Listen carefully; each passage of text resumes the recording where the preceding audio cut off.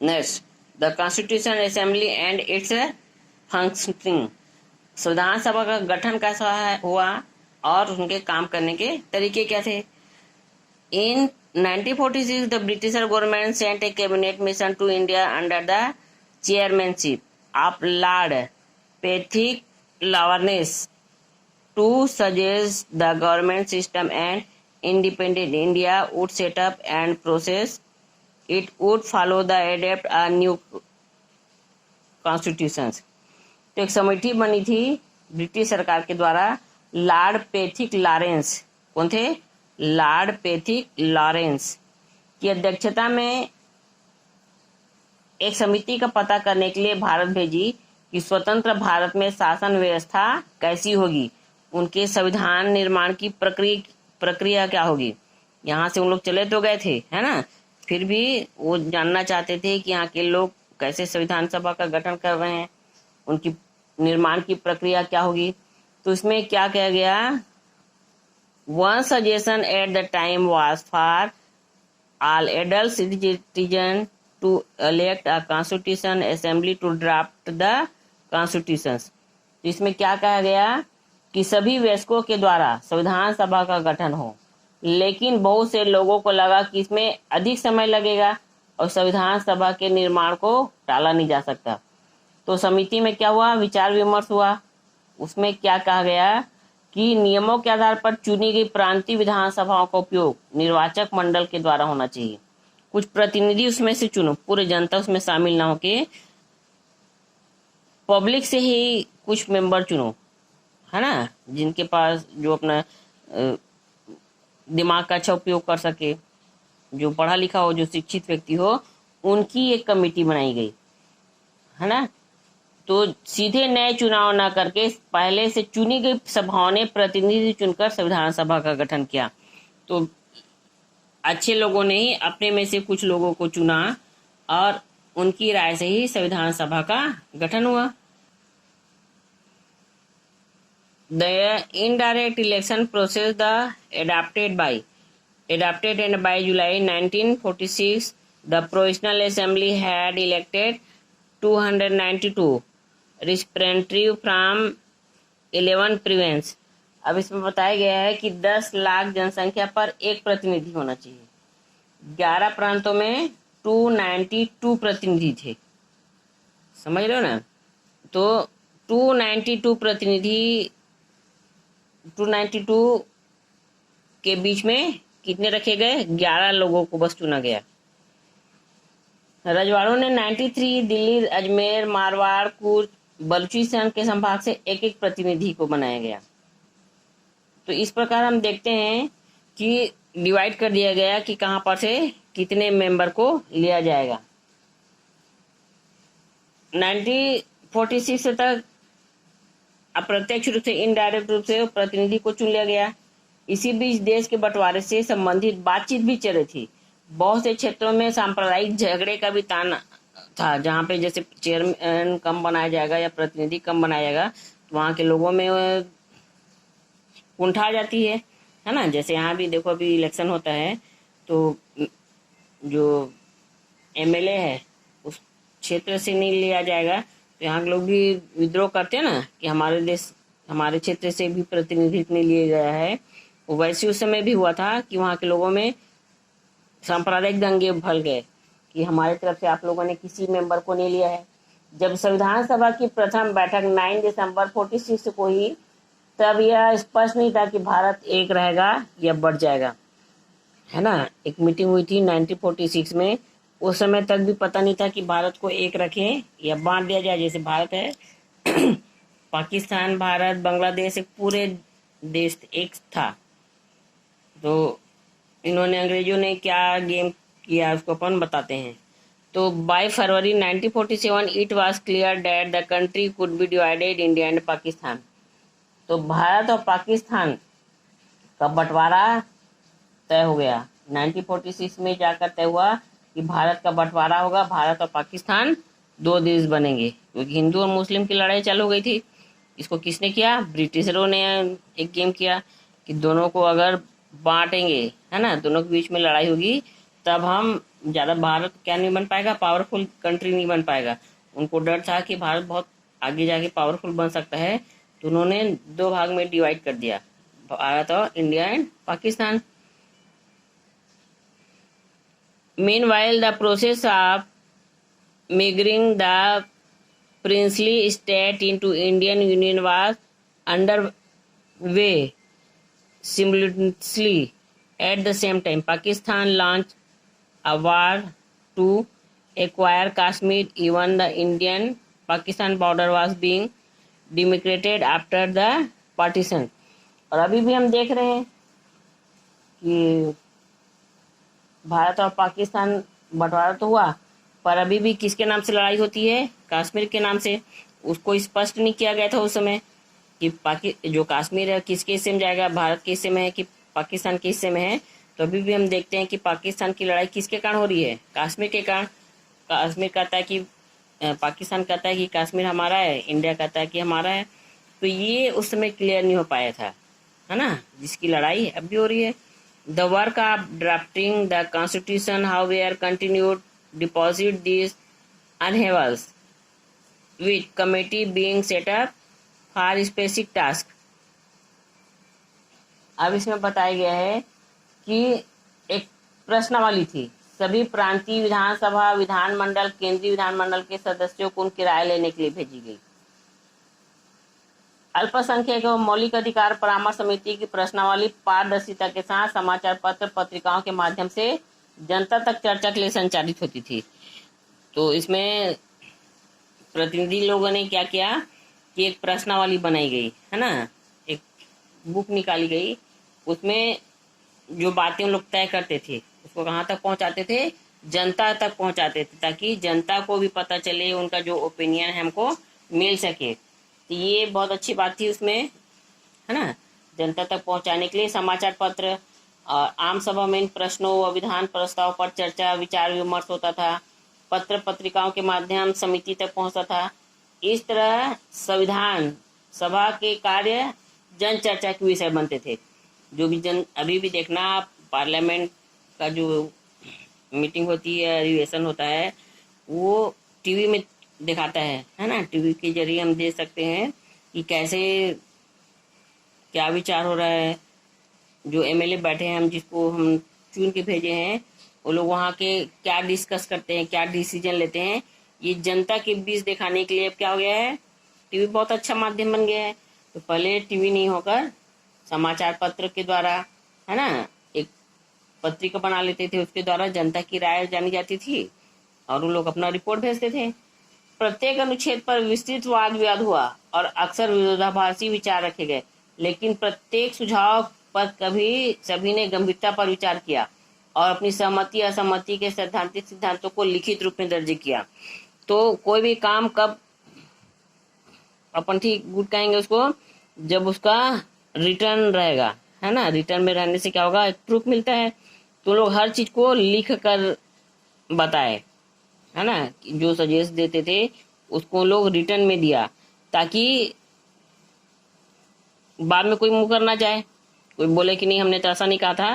तो रिटर्न में रहने से क्या होगा, वो लॉजिकल बेसिक रहता है ना, हम उस पर बात उठा सकते हैं, आपके पास प्रूफ रहेगा। The depth and sincere of the drafting producer can be seen in the extract from the consultation debate given in the box. फिर जितने भी विचार विमर्श बहस होते थे उसको लोग फिर एक बक्से में बंद कर देते थे, है ना। इन सारी बहसों का विवरण प्रकाशित है, आज इंटरनेट पर उपलब्ध है। आप अभी भी आप खोल कर देखना चाहेंगे, है ना, तो आपको ये सब डिबेट, जो समय वाद विवाद जितना गहन प्रतिक्रिया चला था, वो उल्लेखित है। संविधान का निर्माण कितनी गहनता थी और किस गंभीरता के साथ उस पर वाद विवाद करके सहमति बनाई गई, आप इन तथ्यों को समझ सकेंगे।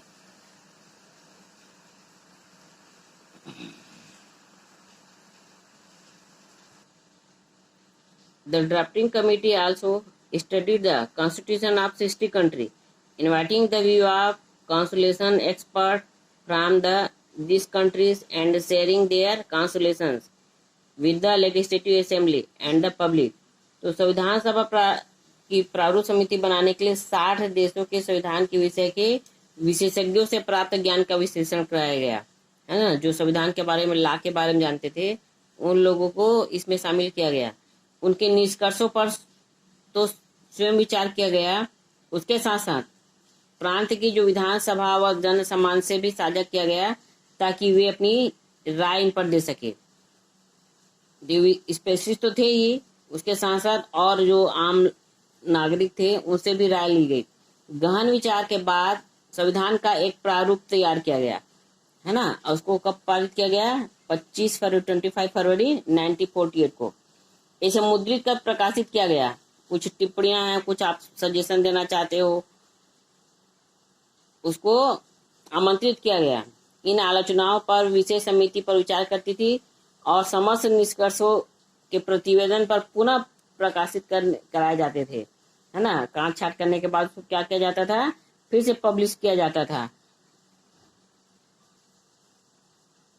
On September 17, 1948, our proposal was passed to translate the draft constitution in Hindi and other religion language। तो उसको हिंदी और अदर लैंग्वेज, है ना, जैसे तमिल के लोग हैं तो तमिल में प्रकाशित किया गया ताकि वहाँ के लोग भी इसको पढ़ सके, है ना। सब लोगों को हिंदी हमारे अभी भी नहीं आती है, तो उस समय तो और अधिक प्रॉब्लम था। तो 2 लैंग्वेज में उसको प्रकाशित किया गया, है ना, ताकि इसको पढ़ सके। 6 अक्टूबर 1948, the chairman of the Constitution Assembly again distributed the draft to all the members। तो 6 तारीख को क्या हुआ था कि जितने भी वहाँ के लोग थे, इसको ऑल मेंबर ने पारित कर दिया। The main articles and causes and the suggestion for amendments were printed on the first page। फिर उसको सबका जितनी सबकी राय थी उसको प्रथम पेज में प्रकाशित किया गया। This draft content 243 articles and 13 schedules. उसमें पहले पेज में क्या बताया गया था? 243 अनुच्छेद बनाए गए थे। 243 अनुच्छेद में क्या होता है? अनुच्छेद मीन्स आर्टिकल। आर्टिकल में सब बातों का उल्लेख रहता है ना। कौन सी धारा में कौन सा नियम बताया गया है, ये सब बातें उसमें उल्लिखित रहती है। तो 1748 number of article disuse the finished rose to 315। फिर उसमें और बढ़ोतरी की गई, कम लगा लोगों को, तो 315 आर्टिकल बना। वो 6 अक्टूबर से 17 अक्टूबर के मध्य में अंतिम रूप दिया गया। इस प्रकार हम देखते हैं कि धीरे धीरे क्या होते जा रहा है, वो आर्टिकल की संख्या बढ़ती गई, फिर कूट छाट किया गया, है ना। उसमें सब बताया गया। तो अंत में क्या हुआ? जो डॉक्टर भीमराव अंबेडकर है हमारे यहाँ, उनको क्या बनाया गया? प्रारूप समिति का अध्यक्ष बनाया गया, है ना। उन्होंने क्या किया? सब लोगों का फिर हस्ताक्षर कराया। The constitution assembly session came to a close with the singing of the national anthem and Vande Mataram. और राष्ट्रगान और वंदे मातरम की गायन के साथ ही जो हमारा संविधान सभा का कार्य था वो समाप्त किया गया। तो हम देखते हैं कि जो संविधान निर्माण में the making of the Indian constitution had taken 2 years 11 months and 18 days। तो संविधान सभा का निर्माण 2 वर्ष 11 महीना 18 समय लगा, 18 दिन, है ना। तो आप क्या लिखेंगे? 2 years 11 months 18 days। The majority of the population welcomed and accepted the constitution even though the people had not elected the continued assembly। इस प्रकार हम देखते हैं कि सब लोगों ने इसका उत्साह से स्वागत किया कि अब हमारा भी अपना एक अलग देश होगा, हम भी शासन करेंगे। ऐसा लोगों में एक उत्साह देखी गई, है ना। The continued assembly debate were published and widely disseminated through newspaper and magazine and discuss in public form. तो लोगों को भी आमंत्रित किया गया इसमें, कि लोगों का विचार कैसा होना चाहिए, संविधान सभा का चुनाव नहीं किया गया है ना।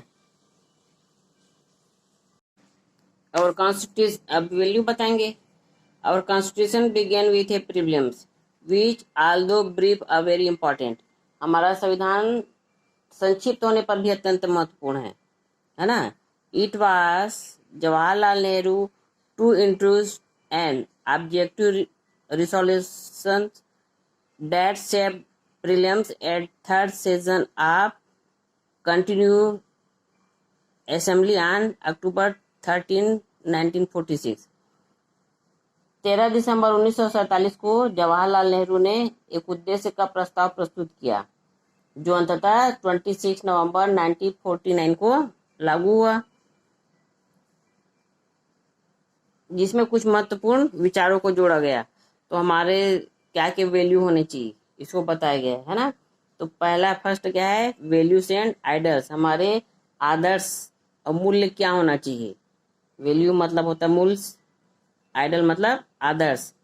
The text of preamble is synopsis of the values, ideals, expressions and feeling of the freedom fighter and the people of India expressed during the freedom struggle through the India Renaissance, Swadeshi non-corporation, civil disobedience, White India, जंगल सत्याग्रह।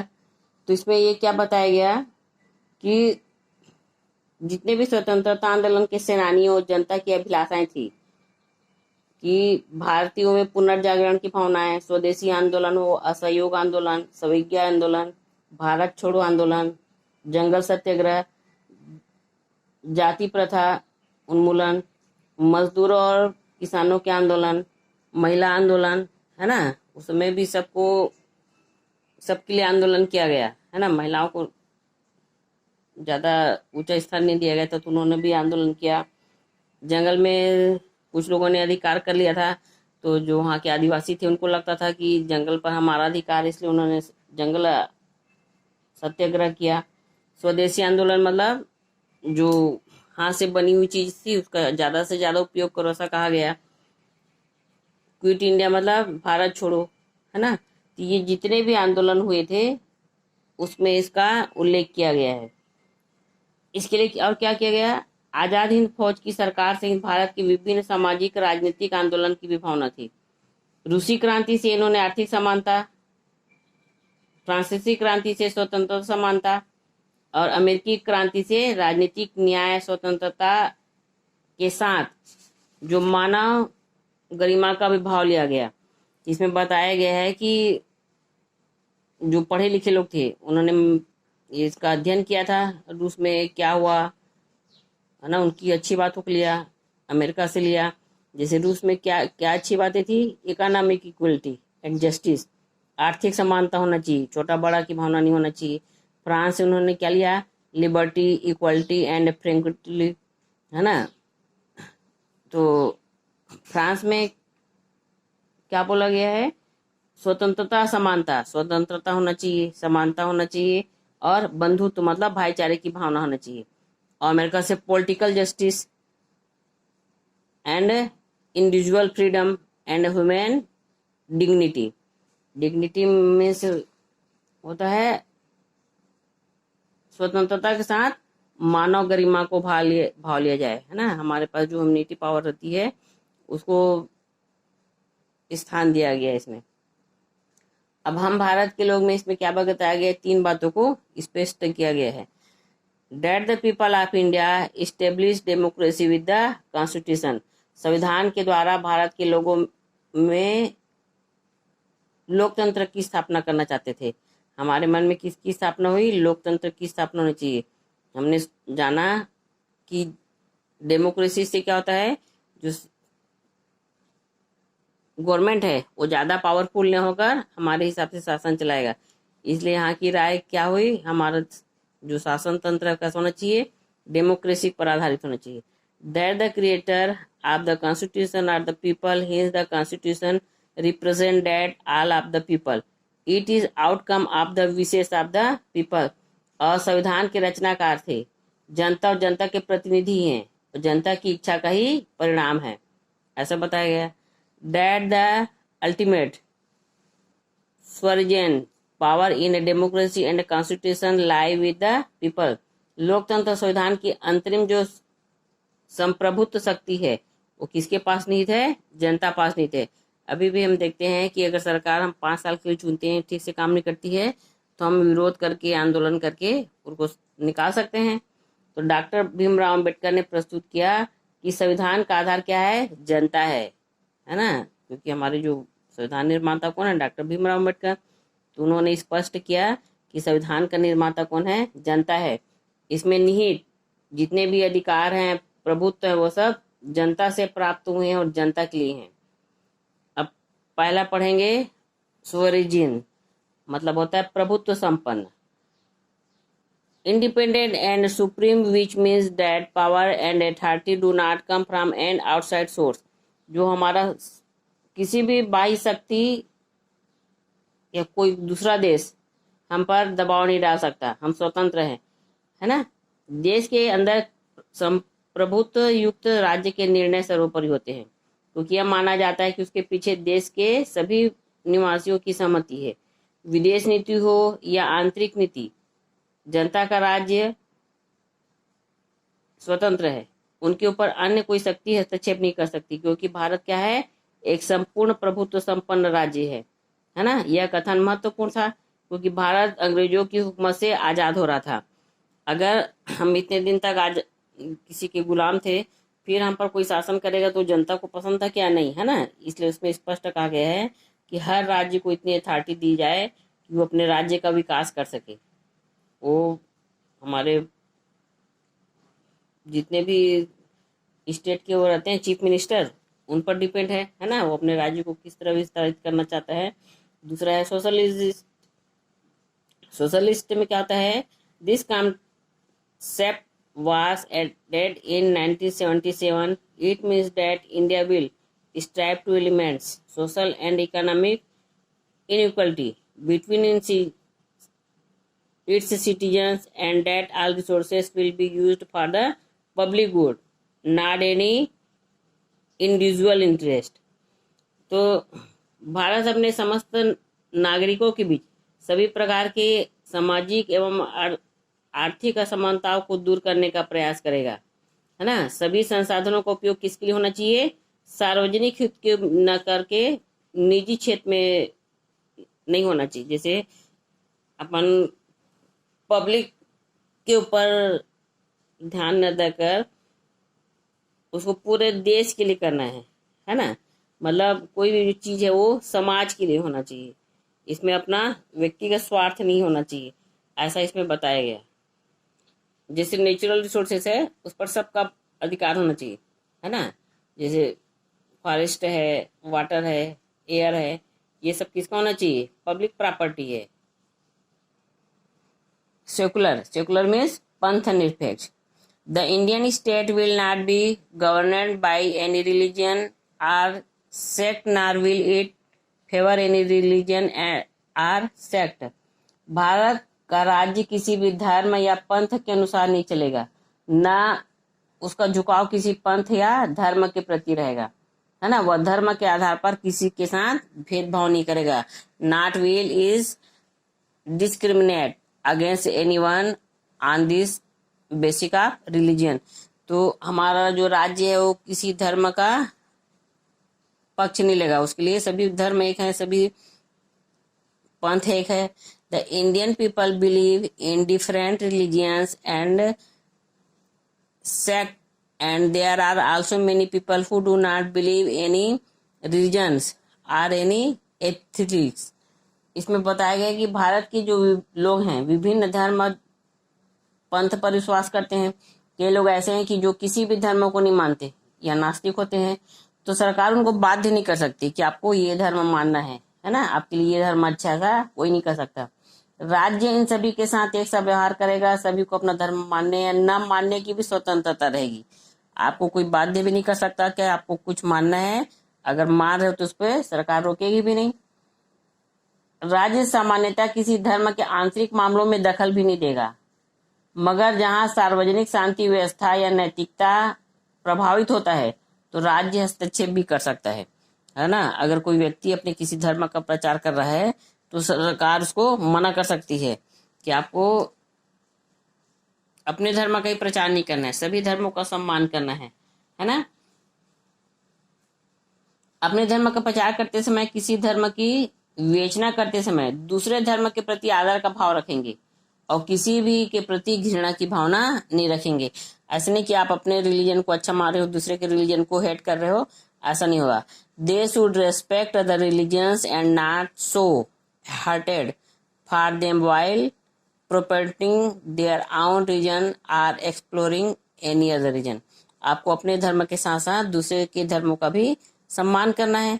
अब इसमें आप इनमें से किसको धर्मनिरपेक्ष नहीं मानेंगे, इसको बताया गया है ना। Organising religious ritual in a government office, सरकारी दफ्तर में पूजा पाठ का आयोजन। Enacting law to eliminate the practice of sati and untouchability. Untouchability मतलब छुआछूत की भावना। और एक सती प्रथा था हमारे यहाँ, है ना। अगर आदमी की मृत्यु हो जाती है तो लेडीज को भी उसमें मरना पड़ता था, वो सती प्रथा था, है ना। अनटचेबिलिटी मतलब छुआछूत की भावना। जाति के हिसाब से कोई जैसे अपने आप को ब्राह्मण समझ रहा है तो उसको लग रहा है कि हमको 4th क्लासेस को नहीं टच करना है, तो ये गलत है ना। Enacting a law to ensure that the president belong to a particular reason. और कुछ धर्म ऐसे हैं, शहर में भी धार्मिक जुलूसों पर प्रतिबंध लगाना, सरकारी नौकरियों में सभी धर्म के लोगों को समान अवसर देना, सरकारी दफ्तरों में सर्वधर्म प्रार्थना का आयोजन, सभी धर्मों का अध्ययन करना, किसी धर्म विशेष के लोगों पर अपना घर किराया न देना, या मानना कि मेरा धर्म सबसे अच्छा है, अपने धर्म का विधिवत पालन करना, विभिन्न धर्म के लोगों से दोस्ती करना, ये सब इसमें बताया गया है ना। आपको जैसे आप किसी को किराया देना चाहते हैं तो धर्म ये ठीक नहीं है, नहीं दूंगा ऐसे अगर कहोगे तो आपके खिलाफ कोई कंप्लेन किया तो आपको सजा भी हो सकती है ना। अब बोल रहा है डेमोक्रेटिक लोकतंत्र, it's a government system in which all power comes from the people, they elect their representative at fixed interval through universal adult fairness, and these representative are the unrenewable to the people under the law। तो इसके द्वारा क्या बताया गया है कि वह शासन प्रणाली जिसमें समस्त शक्तियां जनता से उत्पन्न होती है, निश्चित अवधि में चुनाव के द्वारा जो वयस्क मताधिकार का उपयोग करके जनता अपने प्रतिनिधियों का क्या करती है, चुनाव करती है। हमने बताया था, इसके पहले भी बताया था कि एडल्ट लोगों को प्राथमिकता दी गई थी, तो एडल्ट लोग ही इसमें चुनाव करेंगे, अपने प्रतिनिधि चुनेंगे, और जो जन प्रतिनिधि चुनेंगे वो कानून के अनुसार ही कार्य करेगा, है ना। अपन जो भेजते हैं यहाँ से वो क्या करता है, लॉ के हिसाब से ही अपना कार्य करता है। A multi party system, law-based government, independent and unbiased judiciary, and natural form to create public opinion. Such independent newspaper, TV channel are the important components of democracy। तो ये समाचार पत्र, न्यूज़पेपर हमारे क्या हैं, जन भागीदारी हैं, इनसे हमको पता चलता है कि सरकार क्या कर रही है ना। Hence democracy is a system which people's participant is in every fact of government administration. इस प्रकार हम देखते हैं कि वह व्यवस्था जहां शासन प्रशासन के हर क्षेत्र में जनता की भागीदारी हो वह लोकतंत्र कहलाती है। नेक्स्ट पढ़ेंगे रिपब्लिक। रिपब्लिक मीन्स गणराज्य। In a republic the head of government such a president is not hereditary position but is chosen through the electrical process. हमारे यहाँ जो राष्ट्रपति बनता है वो वंशानुगत न होकर किसी चुनाव की प्रक्रिया से बनता है, वह गणराज्य कहलाता है। जैसे पहले क्या होता था, राजा का बेटा राजा ही बनेगा, है ना, वंशानुगत चलता था। वो प्रोसेस यहाँ नहीं है, उनका एक इलेक्शन होता है। हमारे जो राष्ट्रपति उनका क्या होता है, इलेक्शन होता है। The president of India and Pakistan are elected where is Britain, Japan and many other countries. हम देखते हैं कि जापान, भारत व पाकिस्तान दो ऐसे कंट्री हैं जहां राष्ट्रपति का चुनाव होता है। बाकी जैसे अभी भी देख लो, ब्रिटेन, जापान अन्य ऐसे भी देश हैं, वहाँ वंशानुगत राज परिवार का मुख्य होता है, मतलब राजा का बेटा राजा बनेगा।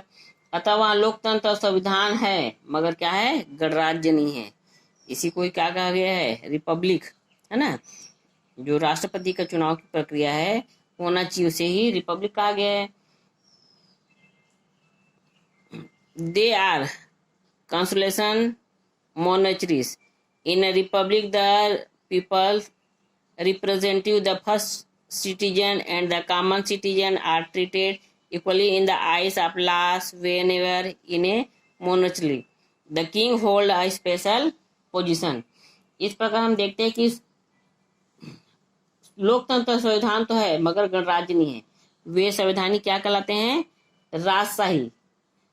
राजशाही मतलब राजा का हिसाब से चल रहा है। गणराज्य में जनप्रतिनिधि प्रथम नागरिक और वह साधारण नागरिक व्यवहार कानून के समक्ष समान होता है, जबकि राजशाही में क्या होता है, राजा को विशेष स्थान दिया जाता है। मतलब राजा अगर गलत कर रहा है तो उसको कोई पनिशमेंट नहीं मिलेगा और जनता के ऊपर ही सब कानून लागू होगा। पर हमारे देश में उल्टा है ना, चाहे वो अपराधी हो तो हम किसी को भी नहीं छोड़ते हैं, चाहे वो राजा हो या फिर प्रजा। उसी को क्या कहा गया है, रिपब्लिक। तो हमारे राज्य में, हमारे देश की सबसे अच्छी विशेषता यही रही है। Our constitution declare the kind of state it wishes to establish, which is independent, in which are the resources are used to general good and there is no inequality. तो हम किस तरह राज्य स्थापित करना चाहते हैं जो पूरी तरह स्वतंत्र हो, जिसमें संसाधनों का उपयोग सार्वजनिक हित में हो, है ना। हमारे में बताई थी ना, जो नेचुरल रिसोर्सेस है उसका उपयोग सबको करना है, एक व्यक्ति को नहीं करना है। जो किसी धर्म पर आधारित और असमानता ना हो, जो किसी भी धर्म पर आधारित ना हो, जिसमें शासन लोगों की इच्छा अनुसार चले, जिसका प्रमुख वंशानुगत ना हो। इसके बाद यह बताया गया है कि राज्य हमने किस लिए बनाया, उसमें सभी नागरिकों को न्याय, स्वतंत्रता, समानता दिलाने के साथ साथ भाईचारे की भावना भी मजबूत हो। इसलिए अगर कुछ लड़ाई होती है तो सब पूरे एक हो जाते हैं ना, अपन इक्वल हो जाते हैं। तो ये हमारी सबसे अच्छी क्वालिटी रही है। इंडिया में अभी भी देखना तो sovereign, socialist, republic, secular, democratic, ये हमारी क्वालिटी है। अब नेक्स्ट बोल रहे हैं social economics and public justice, सामाजिक, धार्मिक और राजनीतिक न्याय। Justice means everyone gets the right they are entitled and any individual or government who violates these rights will be punished by the law। न्याय से तात्पर्य है कि जिसको जो हक है या अधिकार है उसको मिले। अगर कोई व्यक्ति या शासन उसका उल्लंघन करता है तो वह दंडित है ना, दंडित, दंड देना चाहिए। अगर प्रधानमंत्री का लड़का है तो इसका मतलब ये नहीं है कि वो कुछ गलत काम कर सके, है ना, उसको भी उतना ही दोषी माना जाएगा जितना अदर पर्सन